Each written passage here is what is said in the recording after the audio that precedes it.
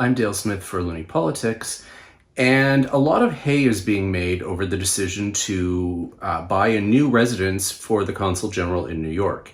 Now, as this goes, they are selling the existing residence on Park Avenue and are planning to buy a new $9 million Canadian condo in a new building, which the department says will lower maintenance costs because the existing residence no longer meets code, and it would take too much money and too much time to bring it back up to code, so it's easier to sell it and buy this new place. Unfortunately, that $9 million price tag is making everyone lose their minds. And even though it's really the cost of 5 or 6 suburban houses in the GTA.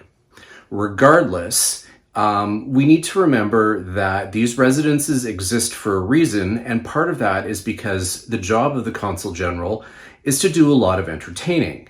And that means wining and dining foreign diplomats, business leaders, and other cultural representatives in Canada, from Canada to the US or the US to Canada, and forging these kinds of links and ties. These are incredibly important to have. And in order to do that, we need to maintain a certain presence and project a certain image. Now, a lot of people think that $9 million is way too much money and we should be able to find something cheaper. But how good do you think it looks if we're trying to entertain these business leaders and diplomats from a bedsit in New Jersey? I don't think that it projects the same image of Canada, even though we like to think of ourselves as a fairly frugal country. And that comes to a detriment to a certain point. You can't entertain foreign diplomats with Ritz crackers and ginger ale. That's just not going to fly. We don't have to be overly extravagant. We don't have to be gold-plated, but we need to project a certain image. Now, this has also turned into a committee circus here in Ottawa.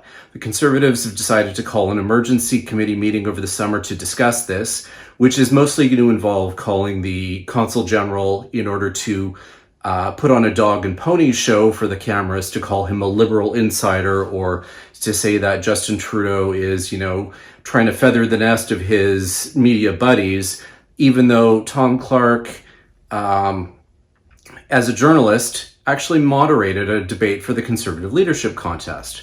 So it's hard to think that he's, some kind of liberal insider.